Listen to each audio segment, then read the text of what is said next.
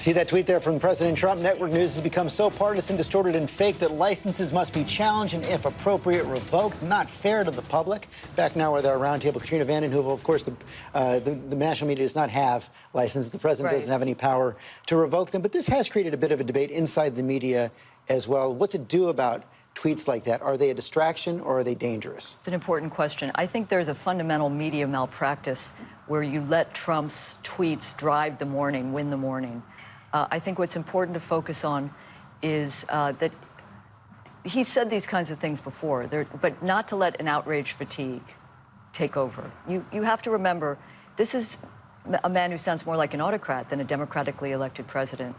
And so it's important that the media continue and people understand the media is not a special interest operation. It is a legitimate check. It is part of an institutional array of checks on a president's power. In the Constitution. In the Constitution. Constitution. And so I think that's critical to But I guess the question is, if you ignore it, does it seep in? Does his message seep in and take hold? You cannot ignore it. He's the president of the United States. Words actually matter.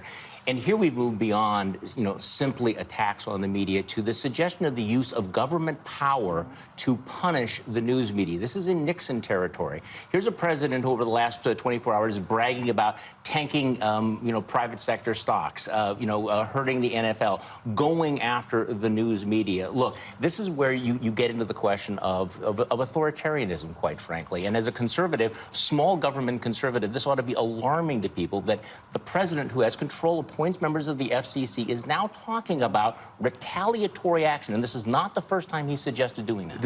As a talk show host, you understand that the left has for years talked about a fairness doctrine. And we were upset about it. And I am upset about it. I do think that we ought to have, but the news media also, and that also applies now to Facebook and Twitter, apparently, there needs to be a perception by the people who use these platforms that they're getting all sides and people have the ability to impact with their point of view. What you've seen with Twitter, they took down an announcement from your home state's Congresswoman Marsha Blackburn when she ran for the Senate because she talked about the atrocities of Planned Parenthood.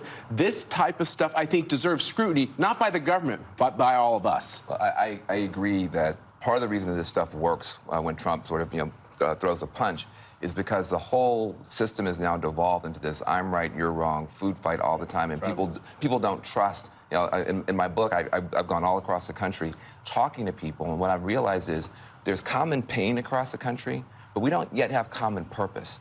And the media... We don't even have a common set of facts by which we debate. And I think that, so Trump is kind of taking advantage of that. I think the people in Silicon Valley need to be very worried that they seem to be actually helping to divide the country. With the algorithms actually push us apart. If you follow one liberal, they'll tell you to follow 50 more. We're agreeing. You know what? Anyway. That is a perfect place to end. We're going to end today on a note of agreement.